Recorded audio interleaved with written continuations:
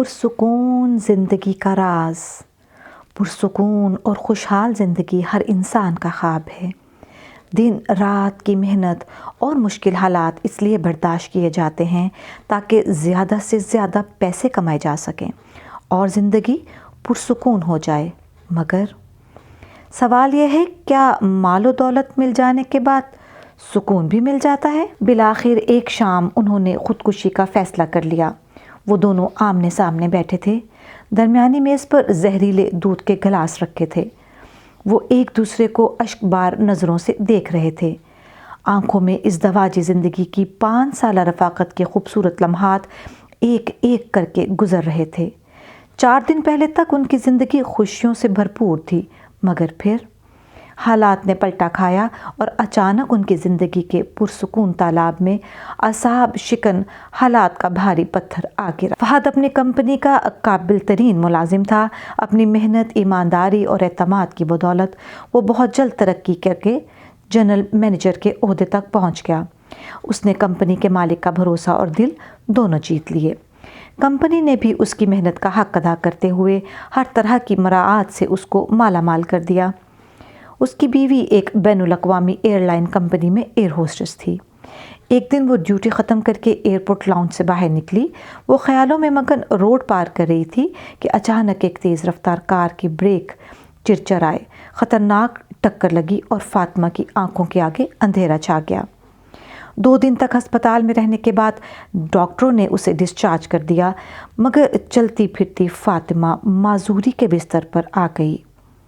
فہد اس حادثے کو ابھی سہ نہیں پایا تھا کہ ایک اور آزمائش نے ان کے دروازے پر دستک دی۔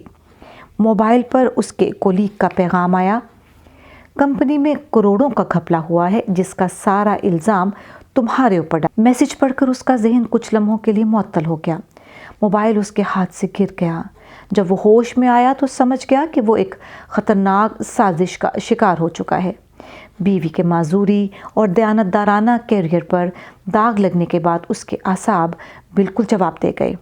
وقت گزرنے کے ساتھ ساتھ وہ مایوسی کے دلدل میں پھنستا گیا۔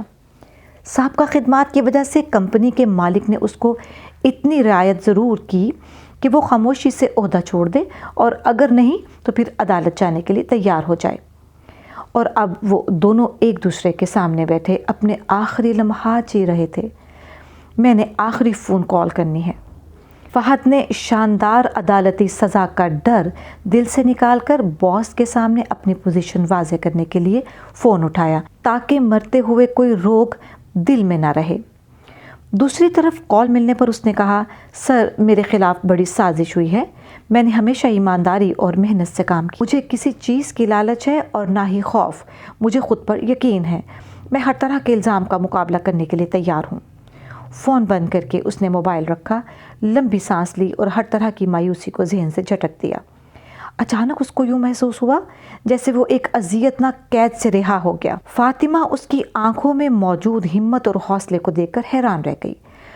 فہد کی خود اعتمادی کی طاقت فاطمہ کو بھی زندگی کی طرف لے آئی اور وہ سمجھ گئی کہ زندگی اتنی بے مول نہیں جس کو چند بدترین حالات جب چاہیں ہم سے چھین لیں۔ مایوسی کے گھنے سائے ان کے چہروں سے ختم ہو گئے۔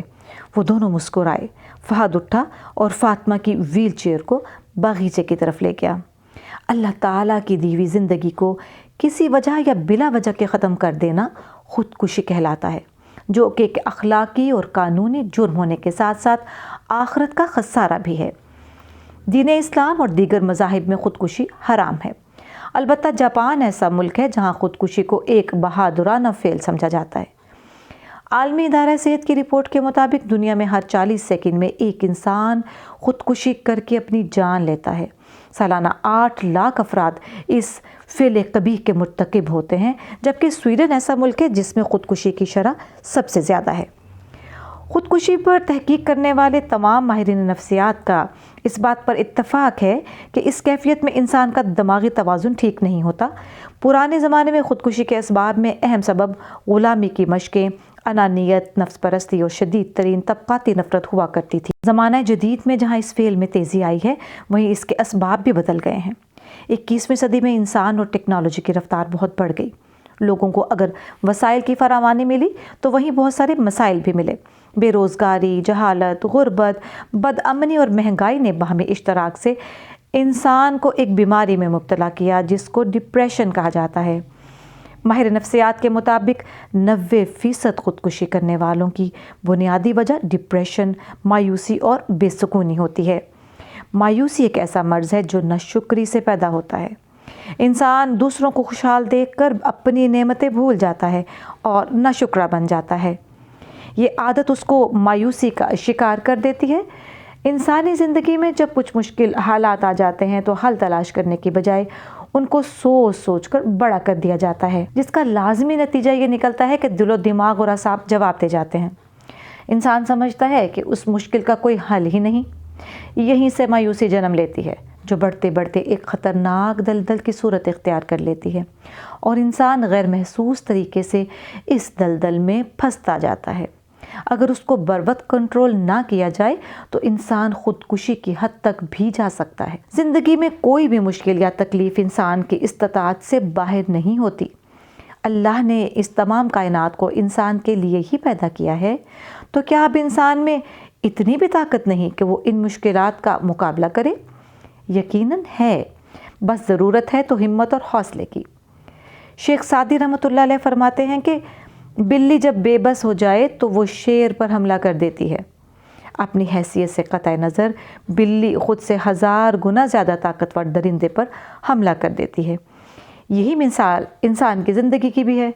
مشکل اب اگر ہمت اور حوصلہ نہ ہو تو یقیناً وہ شیر ہمیں دبوچ کر کھا جائے گا، اور اگر بلی کی طرح ہمت اور بہادری کا مظاہرہ کیا جائے تو جلد ہی حالات سدھر جاتے ہیں۔ انسان مایوسی کے خطرناک دلدل میں پھنس کر ڈوبنے سے بچ جاتا ہے۔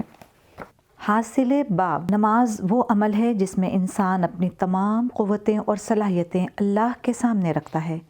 اپنی مکمل توجہ اور فوکس صرف اپنے معبود پر رکھنے سے ہی عبادت فضیلت کے اعلیٰ درجات پر پہنچ جاتی ہے۔ مومن اپنے رب کے سامنے عاجز، پاک باز اور مکمل متوجہ ہوتا ہے۔ یہی کیفیت اور اسٹیٹ آف مائنڈ نماز کے باہر بھی قائم رکھنا بندگی کی تعمیل ہے۔ دنیا سمندر اور انسان کا دل تیرتی ہوئی کشتی ہے۔ جب تک کشتی سمندر کے اوپر ہے وہ سلامت ہے، مگر جیسے ہی پانی کشتی کے اوپر آ گیا تو کشتی کا غرق ہونا یقینی ہو جاتا ہے۔ نفس کا غلام بننے کی بجائے نفس کو غلام بنانے والے انسان کی دنیا حسین اور آخرت بہترین ہوتی ہے۔ ہم کلمے میں الہ کا لفظ بولتے ہیں۔ الہ کیا ہے؟ انسان اپنی عقل، قوت اور تمام تر قابلیت کے بعد ایسی ہستی کو تلاش کرے جس کے سامنے سرنڈر ہوا جا سکے، اس کو الہ کہتے ہیں۔ الہ کا لفظ صرف بولنا نہیں بلکہ دل میں اتارنا بھی ہے، تاکہ دولت، شہرت اور اقتدار کی ہوس ہمارے دل میں بسیرا نہ کر لے۔ سورہ فاتحہ میں 7 طرح کی تسلیمات اور مناجات کے بعد مرد مومن کے معاملات، معاشرت اور اخلاقیات زمانے کے لیے مثال بننی چاہیے۔ اللہ کے نظام میں رزق کو محدود سوچنے والا خسارے میں ہے۔ رزق صرف کھانا پینا نہیں بلکہ صحت، رشتے، اختیار، انرجی اور علم و ہنر سے بننے والی عزت بھی رزق کی بہترین اشکال ہیں۔ دل معرفت الہی کا مسکن ہے۔ یہ بیمار ہو جائے تو اس کا علاج دوا سے نہیں بلکہ خدمت، سخاوت، موت کی یاد اور طویل سجدوں سے ممکن ہے۔ سچے انسان کی باتیں اور افکار اپنے زمانے سے نکل کر اگلے زمانوں تک چلی جاتی ہیں، جن سے علم و دانش کے طالب علم فیضیاب ہوتے ہیں، اور یہی اللہ کے کرم کی واضح دلیل ہوتی ہے۔ رحم مادر میں پلنے والے بچے کو ضرورت سے بڑھ کر بہترین خوراک، تحفظ اور مکمل سازگار ماحول دینے والی ذات صرف اللہ کی ہے، جہاں اس کی ربوبیت اور قدرت مکمل طور پر جلوہ افروز ہے۔ وہاں پلنے والا بچہ اس قدر محفوظ ہے تو ہم کیوں اپنے رازق حقیقی کو 2 نوالوں کی خاطر بھلا بیٹھے ہیں؟